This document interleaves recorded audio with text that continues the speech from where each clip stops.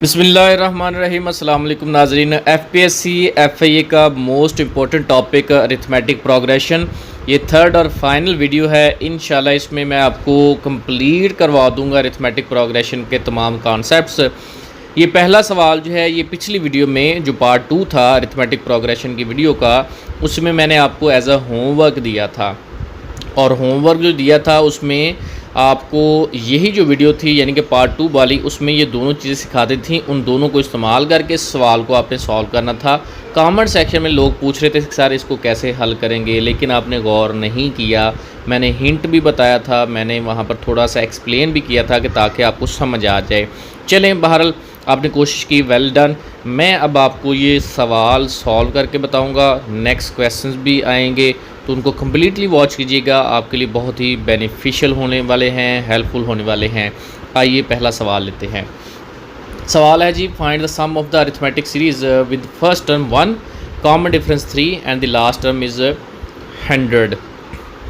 अब जब इस सम फाइंड किया जाता है ना, उसमें नंबर ऑफ़ टर्म्स आपको फाइंड होनी चाहिए। बिकॉज फार्मूला सबसे पहले मैं आपको बता देता हूँ, ताकि अगर आप पहली दफ़ा जो आप में से देख रहे हैं उनको पता चल जाए। एस एन से मुराद nth term, n number of terms हैं, उनका ये सम है। ये बराबर होता है n/2 into 2a 1 plus n-1 into d। अब ये जो n है ना, यहाँ पर और यहाँ पर, ये नंबर ऑफ़ टर्म्स को डिनोट कर रहा है, और नंबर ऑफ़ टर्म्स हमें मालूम नहीं है। ठीक है सर, सिर्फ आपको पहली टर्म बताई है, कॉमन डिफरेंस बताया है, और लास्ट टर्म बताई है। आपने करना क्या है कि जो पिछली वीडियो में आपको पहला फार्मूला बताया था कि नंबर ऑफ़ टर्म्स फाइंड करने का फार्मूला, वो आपने लगाना है। वो फार्मूला क्या है, सबसे पहले यहाँ पर राइट कर देता हूँ ताकि आपको समझ आ जाए। वो nth टर्म फाइंड करने का फार्मूला है, nth टर्म an, ये बराबर होती है a1 plus n-1 into d।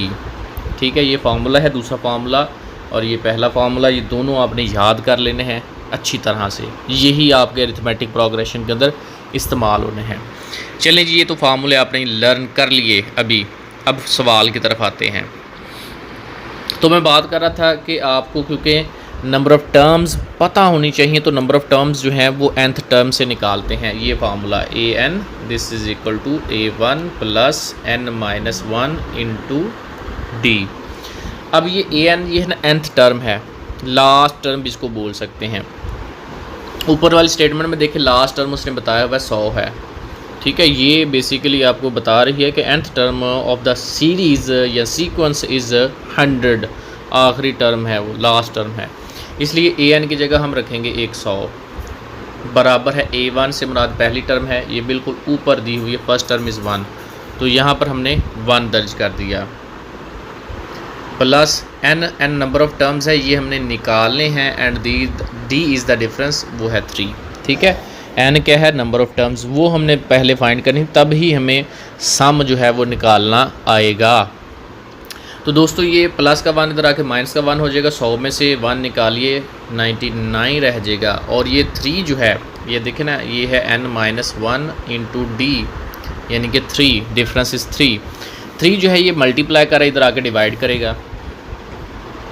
99 से डिवाइड किया तो 3 बार 9, 3 बार 9, this is equal to n-1, -1 इधर आके प्लस का 1 हो जाएगा, और ये 34 आ जाएगा। n जो है, number of terms is 34, number of terms is 34, 34 है जी नंबर ऑफ़ टर्म्स। ठीक है, पहले स्टेप में हमें नंबर ऑफ़ टर्म्स पता चल गई। अब फाइनली हम सम ऑफ द होल टर्म्स जो है वो निकालने के काबिल हो गए हैं। अब हम सम का फार्मूला लगाएंगे। तो चलें जी, अब सम का फार्मूला लगाते हैं। Sn नंबर ऑफ़ टर्म्स यानी कि a2, यानी कि n से मुराद 34 है बटा 2, और इंटू 2a1, a1 जो है हमारे पास फर्स्ट टर्म 1 है, प्लस n-1, n जो है 34 है, माइनस 1 कर लेंगे तो 33 रह जाएगा, इंटू d हमारे पास 3 था। ठीक है जी, ये टोटल हो गया क्वेश्चन। 34 को 2 पे डिवाइड किया, 17 यहाँ पर आ गया, 2 एक बार 2 आ गया, और 33 को 3 से मल्टीप्लाई किया 99। ठीक है जी, अब ये 17 और अंदर 99 में आपने 2 ऐड की तो 101 हो गया। अब आपने जिस 17 को 101 से मल्टीप्लाई कर लेना है। ठीक है।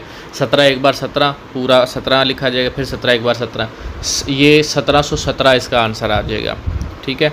तो 1717 जो है ये हमारा राइट आंसर था। यही मेरा कल का होमवर्क क्वेश्चन था। अगर आपने इसको आंसर किया हुआ है तो well and good, comment section में लाजमी बता दीजिए कि आपका ये क्वेश्चन सॉल्व हो गया था। नहीं तो आइए और क्वेश्चन को सॉल्व करते हैं। दूसरा सवाल था sum of the first 20 terms of an arithmetic series is identical. Identical का मतलब है बराबर है, यानी कि 20 टर्म्स का जो सम है ना अरिथमेटिक सीरीज़ का वो बराबर है, आइडेंटिकल है, एक जैसा है। To the sum of the first 22 terms, पहली 22 टर्म्स का 20 टर्म्स के जो सम है ना वो बराबर है।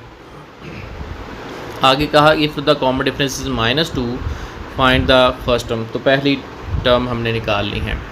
तो ये खुद ही उसने दिया हुआ है कि sum of first 20 terms this is equal to sum of 22 terms, ठीक है। ये उसने खुद कहा हुआ है। कॉमन डिफरेंस साथ बताया -2 है।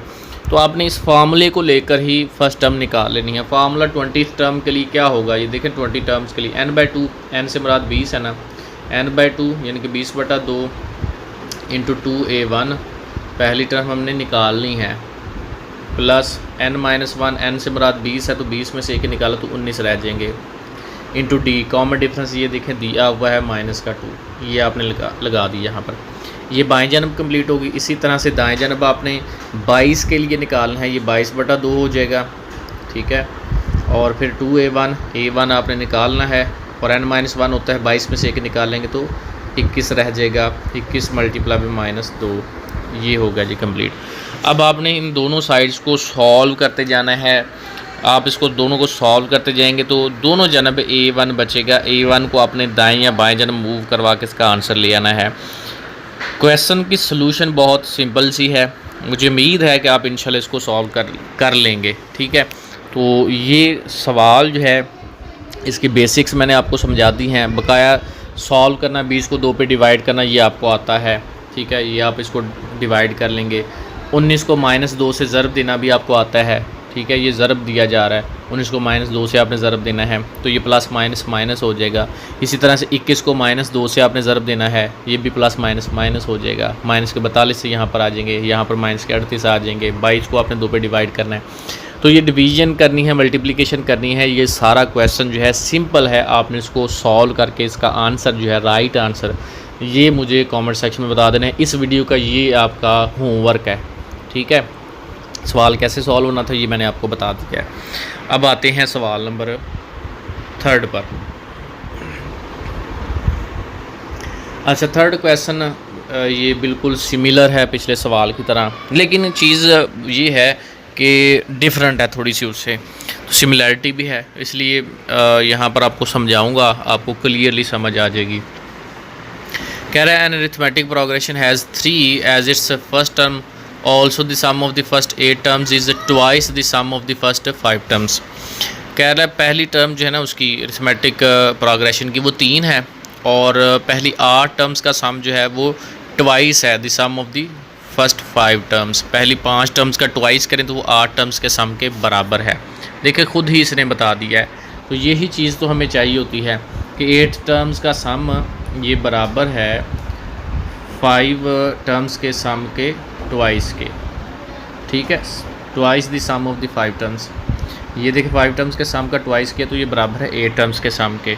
तो फिर इसी को उसी तरह से आपने खोलना है, यानी कि फार्मूले को आपने लगाना है। 8 टर्म के लिए होता है 8/2 n/2 इंटू 2a1। a1 यहाँ पर दिया हुआ है, पीछे आपको a1 मालूम करना था, कॉमन डिफरेंस दिया था, यहाँ पर a1 दिया हुआ है, कॉमन डिफरेंस आपने फाइंड करना है। तो a1 जो है 8 है तो 2 के साथ मल्टीप्लाई बाई 8 कर लेंगे, प्लस n-1, n जो है वो 8 है, 8 में से एक निकाले तो 7 रहेगी, कॉमन डिफरेंस डी आपने फाइंड करना है। इसी तरह से दाएं जानब आप 2 इंटू S5 जो है उसका फार्मूला आप खोलेंगे। तो ये बस इसका तरीक़ेकार है, और इस ही तरीके को आपने फॉलो करके जो पीछे आपको समझाया था वही तरीका यहाँ पर आपने लागू करना है। काटना है, मल्टीप्लिकेशन जहाँ पर मल्टीप्लाई करें, डिवाइड करें, और इसको सॉल्व करके जो है आंसर ये भी मुझे कमेंट सेक्शन में आपने बता देना है, ठीक है। तो ये एक और आपका होमवर्क का क्वेश्चन आ गया, ठीक है। तो इसको प्रैक्टिस करें, जितने आपको क्वेश्चन समझा दिए इंशाल्लाह आप इस चीज़ के काबिल हो चुके हैं, ठीक है। फाइनल क्वेश्चन लेते हैं। फाइनल क्वेश्चन है जी, find the sum of the first 50 terms of the sequence. ये सीक्वेंस इसके पहले 50 जो है ना टर्म्स, उसका सम लेना है पहले 50। तो ऐसे 50 हो जाएगा ना, ये बराबर है n/2, क्योंकि 50 टर्म है तो 50/2 हो जाएगा। 2a1, a1 यहाँ पर देखें जी 1 है ना, मल्टीप्लाई 1 प्लस n-1, n 50 था, -1 किया तो 49 रह गए, इंटू d। कॉमन डिफरेंस देखें क्या है इसका, 3 में से 1 निकाले 2 रह गए, 5 में से 3 निकाले फिर भी 2 रह गए। कॉमन डिफरेंस जो है वो 2 का है, तो 2 से मल्टीप्लाई कर देंगे।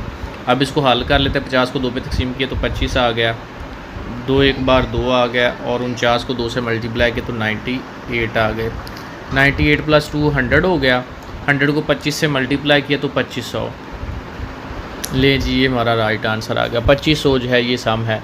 सम of the first 50 terms of the sequence is 2500। ठीक है, तो ये क्वेश्चन हो गया क्लियर। आपको इसी तरह के रेलिवेंट क्वेश्चंस आए हुए थे आपके FIA में। इंशाल्लाह आज की ये जो कंप्लीट वीडियो होगी है, इसमें आपको अरिथमेटिक प्रोग्रेशन के तमाम क्वेश्चन जो हैं और कॉन्सेप्ट जो हैं वो क्लियर हो चुके होंगे। अगर फिर भी आपको कोई डाउट है तो मुझे कमेंट सेक्शन में बता सकते हैं, मुझे व्हाट्सएप कर सकते हैं। और अगर आपको ये चीज़ें काफ़ी लर्न करने को मिली हैं तो मुझे एप्रिसिएशन के तौर पर कमेंट सेक्शन लाजमी कीजिएगा। बेसिकली इसका मकसद कमेंट सेक्शन में ये होता है कि जो आने वाला न्यू व्यूअर है उसको पता चले कि यहाँ पर आपको कुछ बेहतर चीज़ें जो हैं वो सिखाई जा रही हैं। तो इंशाल्लाह नेक्स्ट वीडियोज़ के अंदर हम ज्योमेट्रिक प्रोग्रेशन को शामिल करेंगे। अगली वीडियो तक के लिए हमें इजाज़त दें। अल्लाह हाफ़िज़।